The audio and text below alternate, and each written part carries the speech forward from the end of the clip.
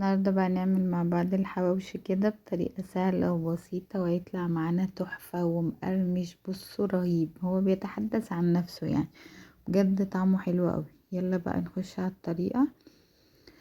انا هنا جبت نص كيلو من اللحمة وفيها نسبة دهن شوية، يعني مش لحمة مفرومة احمر صوفي. وجبت 4 بصلات كبار و2 فلفل رومي و3 حراق، مش عايزين سبايسي خلاص.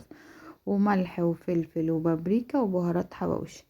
بص انا ضربت هنا البصل الفلفل كده، وهحط عليه بقى معلقة كبيرة بهارات حواوشي، كله بقى معلقة كبيرة بهارات حواوشي، بابريكا، ملح وفلفل اسود. تمام كده، هو يعني 4 حاجات: ملح وفلفل وبابريكا وبهارات حواوشي. ونعجن بقى كل الكلام ده حلو قوي. يعني انا قعدت اعجن فيه مثلا مش اقل من 7 دقايق. عجنته حلو قوي لغاية اما كل يعني حتة لحمة اتشربت كده. ودخلته بقى التلاجة ايه شوية كده، يعني قولي ايه 1:30 ساعتين. وجبت الصاجة بتاعة الفرن. انا بحب ايه اعمله كده كله مرة واحدة، مش هعمل في صواني.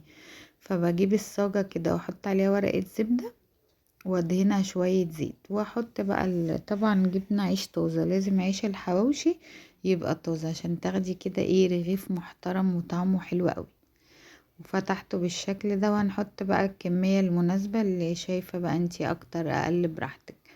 وهنكون طبعا دهنين الارضية زيت. وهنحط برضو ايه، بص انا عامل كل الكمية الاول كده يعني هحط كل اللحمة في العيش على حسب العدد اللي انتوا عايزينه.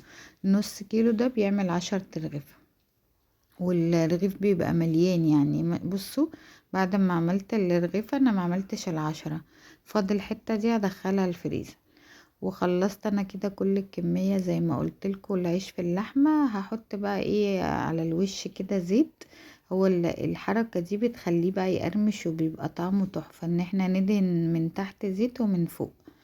وندخل احنا هنا كنا مشغلين اصلا الفرن على درجة حرارة 200. هندخله بقى ايه لمدة نص ساعة على الهادي كده، وهيطلع معانا بقى احلى حواوشي في الدنيا، ولحمة مضمونة وطعمه بجد تحفة.